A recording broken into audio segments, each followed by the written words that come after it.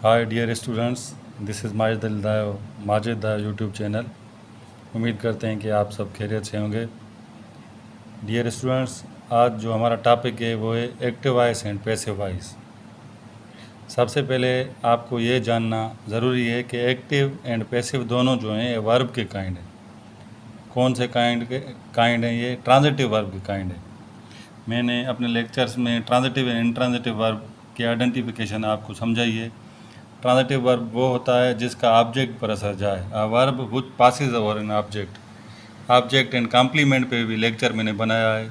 आप सारे lecture series में देखते जाएं ताकि ये जो भी टॉपिक है ना एक दूसरे से रिलेटेड हैं, आपको सब समझ में आएंगे। तो जो पैसिव है ये ट्रांजिटिव वर्ब का काइंड है। ट्रांजिटिव वर्ब क्या होता है? जिसका ऑब्जेक्ट पर असर जाए।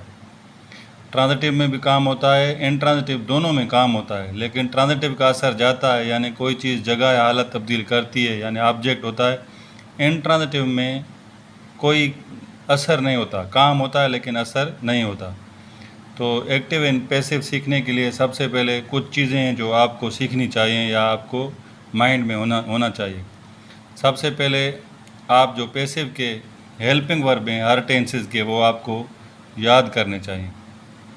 उसके बाद केसेस ऑफ प्रोनाउन, क्योंकि हम चेंज करते हैं सब्जेक्टिव केस को ऑब्जेक्टिव में या ऑब्जेक्टिव को सब्जेक्ट में, तो ये भी आपको सब्जेक्टिव एंड ऑब्जेक्टिव दोनों cases of pronoun first second third की उस पर भी लेक्चर बना हुआ है, आप देखें, वो भी आप याद करें। उसके बाद कुछ ऐसे भी सेंटेंस होते हैं या कोई टीचर या कोई भी आदमी आपको सेंटेंस दे के आप इसको पैसिव करें, तो सबसे पहले आप उसमें देखें जो वर्ब है वो ट्रांजिटिव है या इंट्रांजिटिव है। ट्रांजिटिव एंड इंट्रांजिटिव वर्ब की आइडेंटिफिकेशन आपको आना लाजमी है। उसके बाद फॉर्म्स ऑफ वर्ब, जैसे थर्ड फॉर्म हम पैसिव में यूज़ करते हैं, तो फॉर्म्स ऑफ वर्ब जितने ज़्यादा से ज़्यादा आपको याद होंगे तो आप पैसिव में करते वक्त आप third form of main verb सही इस्तेमाल करेंगे। तो ये चंद चीज़ें हैं जो आपको याद करनी चाहिए। ट्रांजिटिव वर्ब कैसे होते हैं? जैसे ईट, आई ईट मील, यानी ईट का असर मील पर जा रहा है। ये सारे ईट, राइट, ब्रेक, टीच, ये देखें जो भी वर्ब्स हैं इनका ऑब्जेक्ट पर असर जाएगा। ये मैंने एग्जांपल के तौर पे कुछ वर्ब्स लिखे हैं, ये ट्रांजिटिव हैं। इंट्रांजिटिव का असर नहीं जाता। तो आएँ इस पे बात करते हैं कि कैसे आप पैसिव में करते हैं। ये देखें, आई help him. Active and passive की डेफिनेशन भी मैंने आपको एक लेक्चर में बताई है, इधर मैं रिपीट करता हूँ। एक्टिव तब होता है जब हम सब्जेक्ट के बारे में बात करें, when we talk about subject. अभी इधर आय के बारे में बात कर रहे हैं तो एक्टिव है, ये एक्टिव वॉइस का सेंटेंस है। When we talk about object वो क्या होगा? Passive voice. I help him. Active and passive में आप तीन चीज़ें दिखा करें, सब्जेक्ट, वर्ब, ऑब्जेक्ट। बाकी एक्सटेंशन या कॉम्प्लीमेंट, एडवर्ब वगैरह ये लास्ट में होते हैं, तो उन पे आप ध्यान दें। वो लास्ट में आप रख सकते हैं या शुरू में रख सकते हैं। बस तीन चीज़ें देखें, सब्जेक्ट, वर्ब, ऑब्जेक्ट। अभी इधर देखें, आई हमारा सब्जेक्ट है, हेल्प हमारा मेन वर्ब है, एक्शन वर्ब है, ट्रांजिटिव है, एंड हिम हमारा ऑब्जेक्टिव केस है। ये हमारा एक्टिव वॉइस का सेंटेंस है। इसको हम जब पैसिव में करेंगे तो हिम को हम सब्जेक्टिव केस में लाएंगे। हिम का सब्जेक्ट है ही। ये प्रेजेंट इंडेफिनिट यानी प्रेजेंट सिंपल का सेंटेंस है, तो प्रेजेंट के पैसिव में हेल्पिंग वर्ब में इज़, एम, आर। ही के साथ आप जानते हैं इज़ लगेगा। ही इज़ जो मेन वर्ब होता है उसकी third form past participle, he is helped, यहाँ तक हमारी पैसिव है। बाकी ये बाय, मी, ये भी आपको सीखना चाहिए। बाय का इजाफा होगा। बहुत सारे वर्ब हैं जो बाय नहीं लेते, वो इंशाल्लाह नेक्स्ट लेक्चर में आपको समझाएंगे। तो आय इधर सब्जेक्टिव केस में था, ये आय के ऑब्जेक्टिव मी।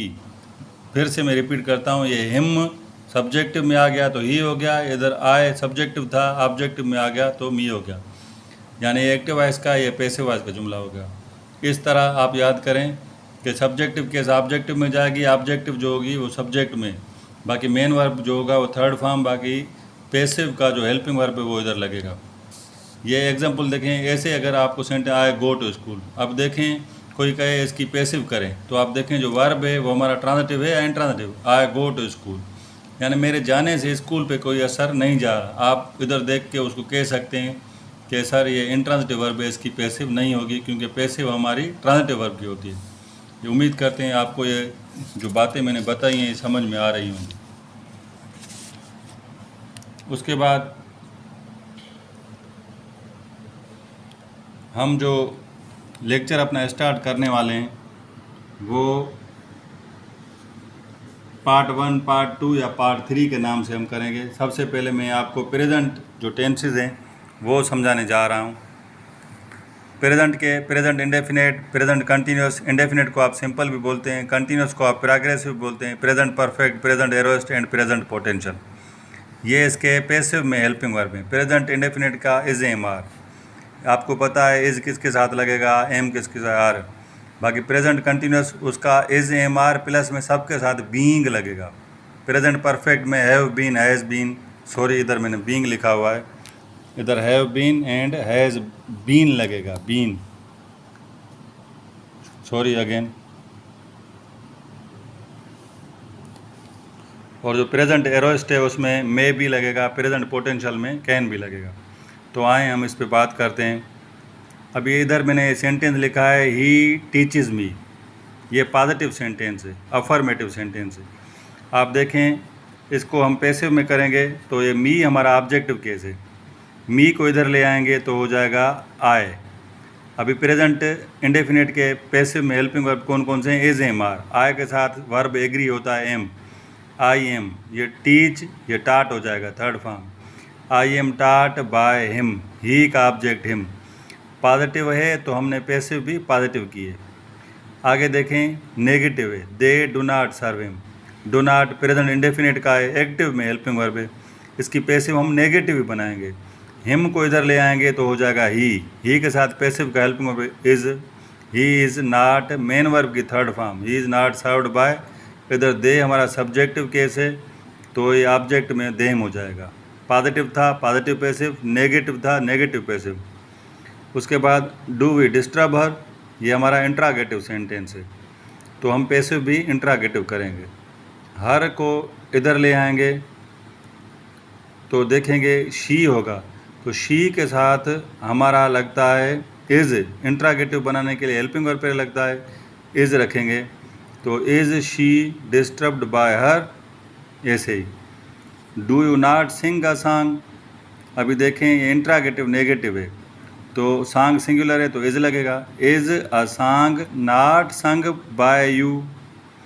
ऐसे ही पॉजिटिव होगा तो पॉजिटिव, नेगेटिव होगा तो नेगेटिव, इंट्रागेटिव होगा तो इंट्रागेटिव, इंट्रागेटिव नेगेटिव होगा तो इंट्रागेटिव नेगेटिव। पैसिव में तब्दील करने के लिए 3 चीज़ें, सब्जेक्ट वर्ब एंड ऑब्जेक्ट आप देखें।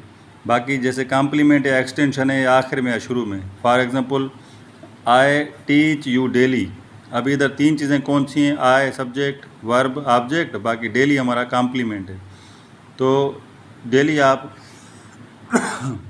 आखिर में रखें या शुरू में रखें नो प्रॉब्लम। बाकी ये फ्रेज होता है ये हमारी एक्सटेंशन होती है, ये इसको आप शुरू में रखें आखिर में रखें नो प्रॉब्लम। अभी आगे चलते हैं। ये पैसिव मैंने आपको प्रेजेंट इंडेफिनेट के 4 सेंटेंस बताए।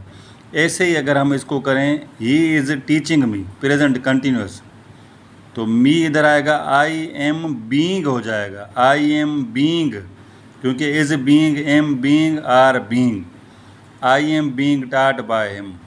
अगर हम परफेक्ट में जाएं, ही हैज़ टॉट मी तो हो जाएगा I have been taught by him. ऐसे ही जैसा टेंस होगा उसके हेल्पिंग वर्ब पैसिव में हम वैसे ही इस्तेमाल करेंगे।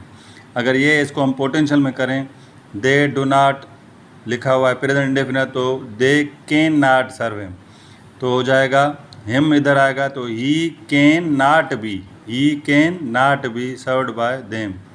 अगर इसको हम एरोस्ट में करें, मे वी डिस्टर्ब हर तो हो जाएगा may she be disturbed by her. ये प्रेजेंट के सारे टेंसेस लिखे हुए हैं, उसके हेल्पिंग वर्ब जैसा टेंस होगा उसी लिहाज से, बाकी तरीक़ाकार ये है। उम्मीद करते हैं आपको ये पहला लेक्चर समझ में आया होगा।